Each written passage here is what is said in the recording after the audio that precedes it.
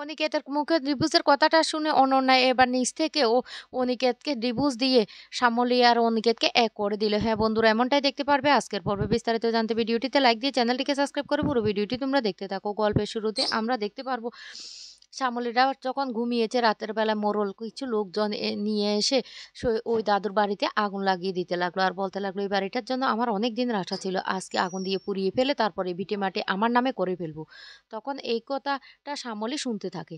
আর শ্যামলী তখন বলতে লাগলো, দাঁড়াও আমি তোমাদেরকে আগুন দেওয়া দেখাচ্ছি। যখনই ওরা কেরোসিন তেল ঢেলে আগুন দিতে যায় তখন শ্যামলী এসে এর মধ্যে জল ঢেলে দেয়। তখন মোড়ল বলতে লাগলো, এই এই তুই মাঝখান থেকে কোথা থেকে এসেছিস? এই ভেটে মাটিটা না আমার অনেক দিনের স্বপ্ন ছিল, এখন তুই চলে এসেছিস, এবার তোকে দ্বারা তো কি করি? তখন শ্যামলী বলতে লাগলো, আমি না যতক্ষণ আছি ততক্ষণ দাদুর এই ভিটে মাটি কিছুতে আগুনে পুড়তে দেব না। তখন সেখানে একজন গুন্ডা শ্যামলীর হাত চেপে ধরে আর মোড়ল বলতে লাগলো, আমি একাই 100 তোকে শেষ করার জন্য। এই বলে শ্যামলীর গলা টিপে ধরে। তখন শ্যামলী কি করে বাঁচবে সেটা চিন্তা করতে থাকে। হঠাৎ করে শ্যামলী একটা বালতি পায়ের কাছে দেখতে পায়, সেই বালতিটা দিয়ে একজনকে আঘাত করলে তখন তার গলাটা ছেড়ে দেয় মোড়ল। আর তখন মোড়লকে মারতে থাকে আর চিৎকার করতে থাকে। দাদুর ওরা সবাই তখন ঘুম থেকে উঠে পড়ে আর বলতে লাগলো, কি হয়েছে কি হয়েছে? শ্যামলী তখন বলতে লাগলো, দেখো দাদু তোমার বাড়িটা পুড়তে এসেছে, ভাগ্যিস আমি দেখে ফেলেছিলাম, না হলে তো আজকে পুড়েই ফেলতো।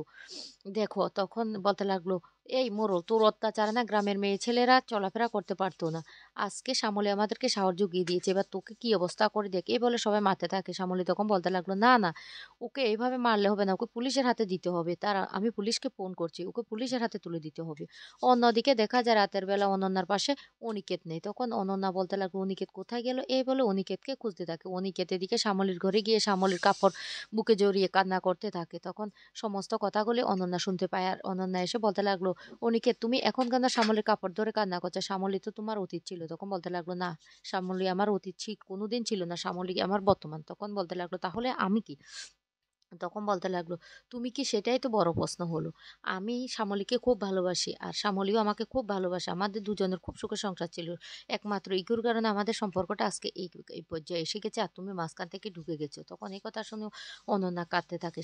তখন অনিকেত বলতে লাগলো, আমি তোমাকে নিয়ে কিছুতে সংসার করতে পারবো না, বুঝতে পারছো অনন্যা? অনন্যা তখন বলতে লাগলো, অনিকেত তুমি তাহলে আমাকে বিয়েটা করেছিলে কেন? তখনই অনিকেত বলতে লাগলো, আমি তোমাকে বলছি তুমি আমাকে ডিভোর্স দিয়ে দাও।